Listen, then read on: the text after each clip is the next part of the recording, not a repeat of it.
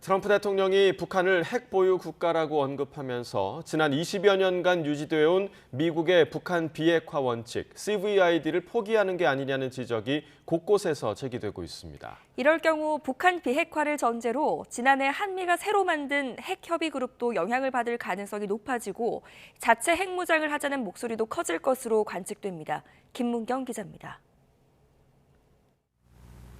미국의 북한 비핵화 원칙은 완전하고 검증 가능하며 돌이킬 수 없는 비핵화, 즉 CVID입니다. 지난 2002년 부시 행정부 때 만들어진 이 용어는 20여 년간 지속해온 미국의 북한 비핵화 원칙입니다. 하지만 최근 트럼프 대통령은 북한을 핵보유 국가로 언급하며 CVID와는 거리를 두기 시작했습니다. Now he is a nuclear power, but we get along. I think he'll be happy to see him coming back. CVID에 기반해 지난 2018년과 2019년 진행한 북미 정상회담에서 비핵화 협상이 결렬되자 북한은 핵 고도화에 열을 올렸습니다. 지난해 스웨덴 스톡홀름 국제평화연구소가 주장한 북한의 핵탄두는 50기 정도, 1년 전보다 20기가 늘어났는데 이 정도 속도라면 현재 90기 안팎의 핵탄두를 보유했을 것으로 추정됩니다.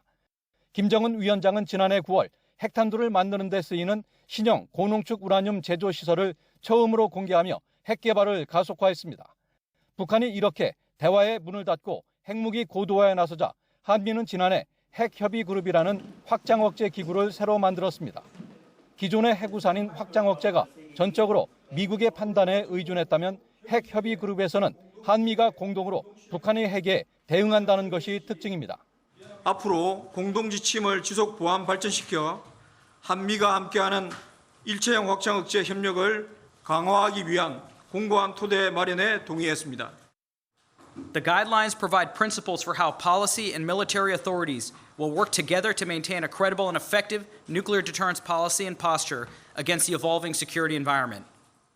하지만 트럼프 대통령의 북한 핵보유 발언에서 보듯 비핵화에 기반한 한미 핵협의 그룹이 지속될지는 의문입니다. 20여 년간 유지되어온 미국의 북한 비핵화 원칙이 흔들릴 경우 한미 핵협의 그룹이 유명무실화해지고 그에 따라 우리도 핵무기를 보유해 북한과 균형을 이뤄야 한다는 목소리에 더욱 힘이 실릴 것으로 관측됩니다. YTN 김문경입니다.